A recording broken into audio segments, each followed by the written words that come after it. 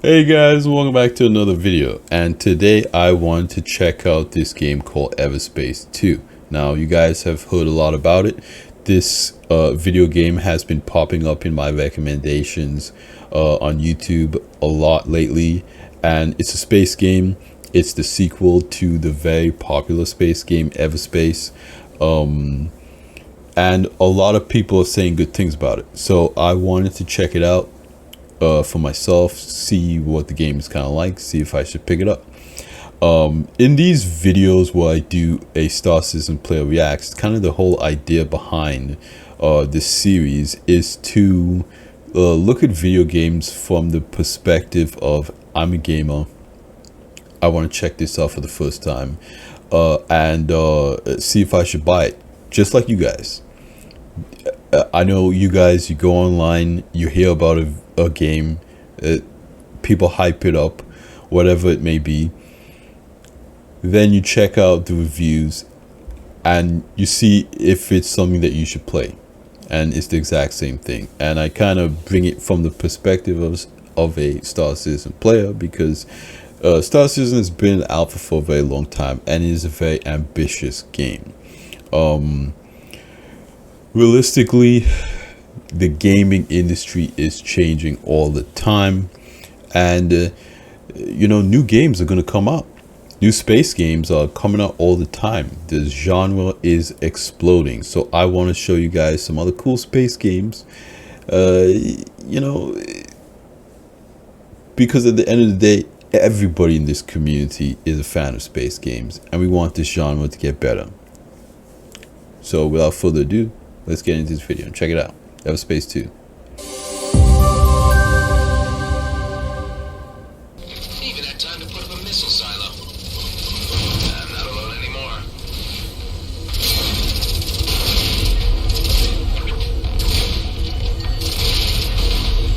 Okay, right off the back, we can see a couple of things here. So we've got a little bit of the UI, we got combat, we've got atmospheric flight, there's planetary surfaces, they've got NPC dialogue.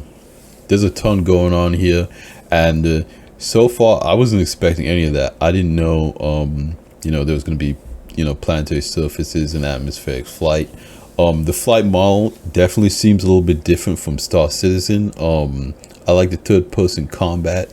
I think for a game like this, that makes a lot of sense.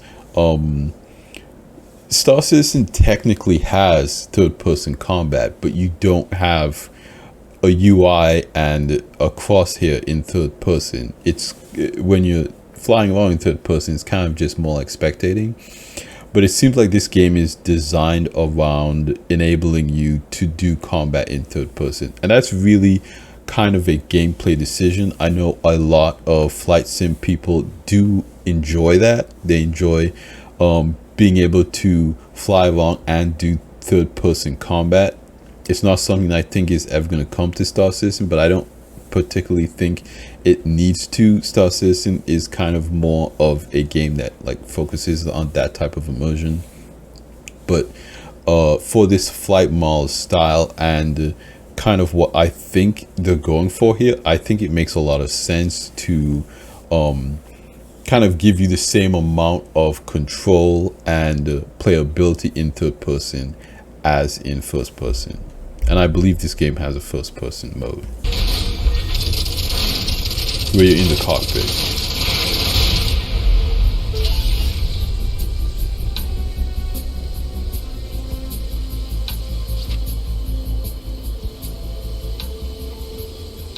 And yeah, the flight model seems interesting. I don't know how it's going to feel like, but it looks kind of interesting. This fight is way unfair. I think I got them all. Let's check the other cave. Space trading games aren't really that common these days. However, recent space games have decidedly focused more on the combat aspect or on the survival crafting aspect of landing on uncharted planets, like No Man's Sky. Everspace 2 represents a unique jump for the franchise. Its predecessor was more of an action roguelike space combat game where you'd take on randomly generated missions for cash and upgrades. Everspace 2, on the other hand, is much closer to old freelancer games, with a matching control scheme to boot. And that's not to say that the game is purely about being a space trucker traveling around various star systems trading commodities for fun and profit. There's also combat, and even a full-fledged story to deal with. Rather, Everspace 2 is closer to the niche X franchise, which gives you quite a bit of freedom in what you really want. Yeah, it's another thing I've been hearing a lot of. This game, X4 Foundations. I've always kind of known about this game. I've never played it before, but I've seen a couple of videos of it, and apparently they have a new update where they added new ships, new factions. It's a single player game. It has story in it. So it's kind of interesting that this guy makes a comparison to that game in this video here. I was honestly not, expecting it to have, that much story or, that many gameplay loops in it. I know the original Everspace is kind of like a combat roguelike. You kind of just go on shooting stuff and whatnot. So it's interesting to hear him talk about trading and doing all this other stuff, and that's good. That means that they kind of branched out a little bit with this game. Again, they're showing here more atmospheric flight. That's great to see. So far looks pretty good. So far this game looks pretty good. Want to be doing with your time, helping drive things forward into the variety of player-driven activities that Everspace 2 has to offer is its story. While ultimately still an excuse to have you traveling across various star systems and fighting different factions, the story in Everspace 2 still manages to be quite an enjoyable ride. What the? Dax?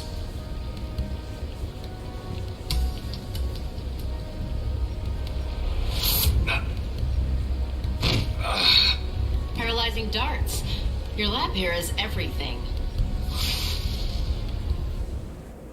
It revolves around protagonist Adam Roslin, also the hero of the original Everspace, as he teams up with freelancer Dax to try to help his injured friend Ben and escape the game's main location. It kind of looks like the story mode too is kind of like this art slideshow type thing. That's interesting. I kind of like that though. I think that kind of gets the story moving forward pretty fast, and you're not working on animating a bunch of NPCs and doing a bunch of other stuff. Kind of like, I don't know, watching a movie or a cutscene. These are probably like little cutscenes as you progress through the story. That's kind of interesting. Typically, I'm not a huge fan of story-based games. I don't really like games that have a lot of dialogue where you have to read a lot of stuff or listen to a lot of NPCs talk. I'm the kind of player where it's like, give me a gun, tell me what to shoot. You know what I mean? But I know a lot of people like the story content because it helps them get more invested in the game, kind of get more connected to their character, feel that level of progression. The story starts at point A, ends at point Z, and it kind of feels like it feels like you're accomplishing little incremental things. Again, if you're really into story, I feel like this game could definitely be it. I'm still not 100%.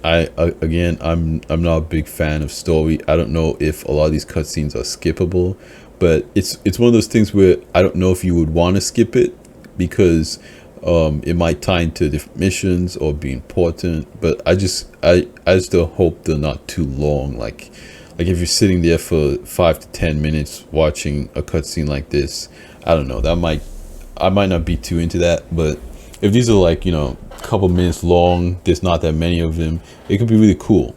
So it depends, but let's keep going. Location, the DMZ. The plot in Everspace 2 has a surprising number of twists and turns, especially early on, where the story is pretty front-loaded, and while you can focus purely on the story and get plenty enjoyment out of its varied mission designs, the meat and potatoes of Everspace 2 is actually all of the side content. It's also worth noting that Everspace 2 leans quite heavily on the fact that it's also an in-depth RPG, complete with a loot system and various forms of progression.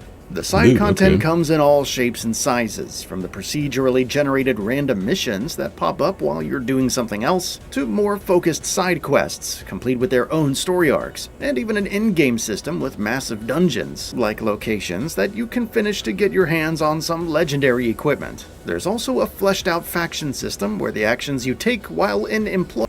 I'm gonna be honest with you guys, I was not expecting this game to have so many systems. He's talking about loot, he's talking about factions, he's talking about side missions, he's talking about story mode content. It kind of sounds like this game has everything. I honestly thought when, they said they were coming out with Everspace 2 that, you just kind of fly around and shoot stuff. But it sounds like this is a very full-featured space game. That's great. Deployment of one faction might adversely or positively impact your standing with another one. I had fun being a space trucker, buying commodities. Okay, we got some of this UI here. Equipment, shop. Yeah, he's talking about, trading and stuff like that. I'll let him keep going. Low prices in one system and selling them for a profit in another, just to make some extra cash on the side. Despite all of its ambition when it comes to the core game, its campaign, and its side content, Everspace 2 never really feels like it's trying to chew off more than it can swallow. Despite the massive scale of some of its star systems, you're not really going to be flying freely across an entire galaxy and accidentally run into a black hole like you would in Elite Dangerous. Rather, Everspace 2 is a much more focused game, more interested in the factions and their politics in the DMZ instead of trying to model an entire galaxy. The combat in Everspace 2, and there's definitely a lot of it, takes a few cues from classic games. You have quite a few options in tricking out your ship's weaponry, from the limited number of missiles you can carry that deal a considerable amount of damage, to the hulls of ships, to railguns that can be used to snipe from a distance, and even the shotgun-styled flak cannons that can be used to wreak havoc at close range. Space combat can often be either long, drawn-out, and grueling affairs, where you manage to make it out by the skin of your teeth, or quick, short bursts of lasers and missiles flying everywhere before you decimate an entire squad. That's cool, though. I think that's good to kind of balance the gameplay like that, where you have some missions that are harder than others, instead of having a kind of consistent difficulty range. I feel like mixing it up kind of it prevents it from getting too stale. I know a lot of games, they have a very linear difficulty, very like the difficulty either progresses very linear, or it's just like horizontal difficulty, where you're playing on easy mode and everything's easy, or you're playing on hard mode and everything's hard. I think this is a very good approach, where you have some missions that are more difficult than others, which is, again, it's more realistic, because you're going to get yourself into some situations that just more dicey, in some situations where it's like, okay, yeah, I can handle this, I have the equipment, I have the expertise, or whatever the level that your weapons need to be, or whatever. I think that is a good way of approaching the difficulty in a game like this, depending on the situation you find yourself in. And it's this variety that helps keep what would otherwise start feeling like a chore. Instead, Everspace 2 feels quite fresh in just about every encounter you experience. It also helps that enemies can come in a variety of different ship and weapon loadouts, taking on different roles in a fight. Enemies can also have long-range snipers and close-range ships to keep you distracted, so you can't really blindly enter. It's kind of showing that you've got some kind of tractor beam and you're moving something on. That's cool. Again, I was not expecting this game to have all those types of mechanics. That's huge to kind of like maintain the replayability. I feel like, again, if you're someone who's interested in story and campaign, this game might be really cool. The first playthrough, you can focus on the story, and then the second playthrough, maybe you just focus on side missions and side quests and trading and getting more money. I feel like that would make this game more replayable. and that's pretty good. For I don't know how much money this game is, but if it's like 40-50 bucks right now, I feel like you're looking like you're sitting pretty at that price. The graphics also look pretty good. The flight model doesn't look too bad. Again, I would really have to get my hands on to see how it feels, but it doesn't look too bad. It does look a little bit more arcadey. Again, it has an art style on it that might not be for everybody, but I think with the art style, it kind of gives you that abilities that it won't look that dated again. So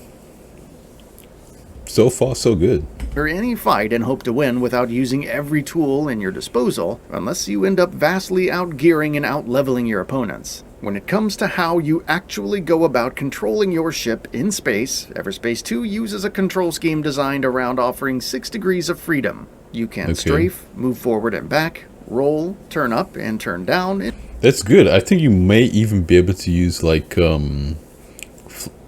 flight sticks with this. I don't know what the control scheme is, if this guy's playing on controller, keyboard, or mouse, or if he's using sticks or something like that. It would be interesting. It would be pretty cool with sticks, I feel like. But it also looks like it would feel good on controller. I don't really like playing Star Citizen on controller. I either like using sticks or keyboard and mouse. Because also there's so many key bindings in Star Citizen that it's like, come on. Controller, that's just, what are you doing yourself? But this looks like it might be fun on controller. And sometimes, you sit in a living room, you want to play something like this. And again, I don't have a PC in my living room, but I also don't know if this is going to be on console. But if this is on console, this seems like a pretty good living room space game. In just about any direction. Once you get used to the control scheme, it ends up feeling quite intuitive, especially when you find yourself exploring derelict shipwrecks and abandoned asteroid mines on a semi-regular basis. The freedom of movement also means that combat can be quite hectic in all the right ways. While I tested the game out with controllers, the keyboard and mouse setup ended up being much more comfortable for my own tastes. Okay, that's interesting.